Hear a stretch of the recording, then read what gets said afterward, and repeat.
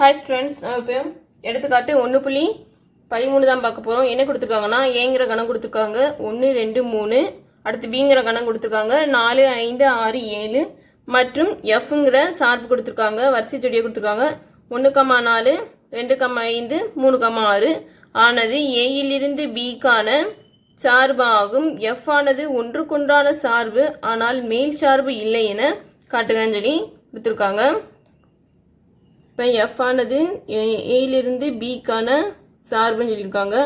அதே மாதிரி எஃப்ங்கிறது வரிசை செடியை கொடுத்துருக்காங்க 1,4, 2,5, 3,6ன்னு சொல்லி கொடுத்துருக்காங்க. அதே மாதிரி ஏங்கிற கணம் கொடுத்துருக்காங்க, பிங்கிற கணம் கொடுத்துருக்காங்க. இது எல்லாத்தையுமே எடுத்து எழுதிக்கிடணும். இதை அம்புக்குறி படத்தில் குறிச்சுக்கிடுவோம். மதிப்பகத்தில் ஏங்கிற கணத்தை ஃபுல்லாக எழுதிக்கிடுவோம்.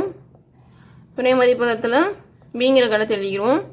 4, 5, 6, 7 எப்படி ரேஞ்ச் போயிருக்குன்னா 1க்கு 4, அதுக்கடுத்து 2க்கு 5, 3க்கு 6. இது லாஸ்ட் என்ன கேட்டிருக்காங்க, எஃப் ஆனது ஒன்றுக்கொன்றான சார்பு ஆனால் மேல் சார்பு இல்லைன்னு காட்டுங்கன்னு சொல்லி கொடுத்துருக்காங்க. இப்போ ஒன்றுக்கொண்டான சார்புனா மதிப்பகத்தில் இருக்க ஒவ்வொரு உறுப்புக்கும் துணை மதிப்பகத்தில் வெவ்வேறு நிழல் உரு இருக்கணும். வேறு வேறு நிழல் உருவாக இருக்கணும்.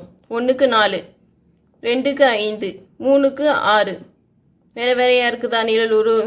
அதனால இது ஒன்றுக்கொண்டான சார்பு. அதை இங்கே எழுதிக்கிடுவோம். என்ன எழுதிக்கன்னா ஏயிலிருந்து பிக்கான சார்பு எஃப் ஆனது ஏயின் வெவ்வேறு உறுப்புகளுக்கு பியில் வெவ்வேறு நிழல் உரு உள்ளது.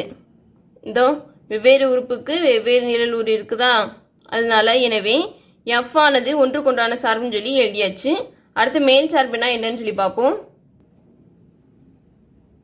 துணை மதிப்பகம் இருக்குதுல்ல, இந்த துணை மதிப்பகத்தில் இருக்க எல்லா உறுப்புக்குமே 300 இருக்கணும். 300 இருந்தால் 4க்கு 1 இருக்கா, 5க்கு 2 இருக்கா, 6க்கு 3 இருக்குது.